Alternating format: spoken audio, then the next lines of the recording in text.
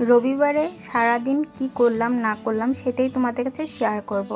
তা hello everyone, আশা করি সবাই ভালো আছো। তোমাদের আশীর্বাদও আমি অনেকটাই ভালো আছি। এদিকে দেখো, আমি সকালে সমস্ত কাজবাজ করে পূজাটা আগে কমপ্লিট করলাম।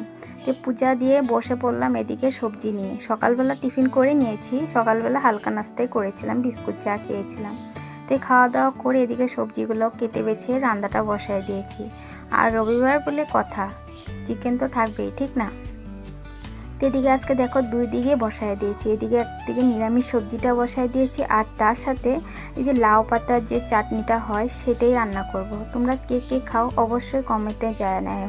আর আমার কিন্তু এই চাটনিটা অসাধারণ লাগে। তো এদিকে রান্নাবান্না প্রায় আমার রেডি হয়ে গেছে গিয়া। আজকে বেশি কিছু করি নাই, সিম্পল মেনু। এদিকে নিরামিষ সবজি করলাম, তার সাথে তো দেখতেই পেলে কী কী রান্না হয়েছে।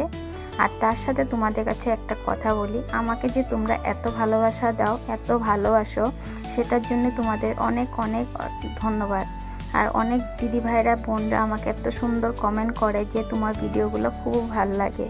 তাদেরকে জানাই আমার তরফ থেকে অনেক ভালোবাসা। তো রান্নাবান্না বসায় দিয়ে এদিকে খাওয়া দাওয়া তোমাদের দাদাকে ছেলেকে দিয়ে দিলাম।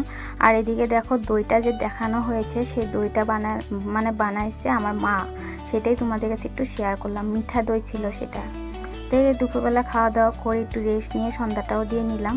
তো এদিকে সন্ধ্যাবাতি দিতে দিতে এদিকে দেখি তোমাদের দাদা আবার ওই যে হোটেল থেকে এইসব খাবার নিয়ে আসছে। যেহেতু ছেলের পেঁয়াজি কচুরি পুরা ফেভারিট, তার জন্য এই যে ছেলের জন্য কচুরি নিয়ে আসছে আর আমাদের জন্য জিলাপি নিয়ে আসছে। এই ছিল আমাদের সন্ধ্যার টিফিন। তো আজকের মতন ভিডিওটা এটুকুই। সবাই ভালো থেকো, সুস্থ থেকো। আবার দেখা হচ্ছে আর একটা নেক্সট ব্লগে। আর কে কোথার থেকে আমার ভিডিওগুলো দেখছো অবশ্যই কিন্তু জানাতে ভুলো না। আর এদিকে আমি লাল চাটা বসিয়ে নিলাম। আজকে রাখি, আবার পরে দেখা।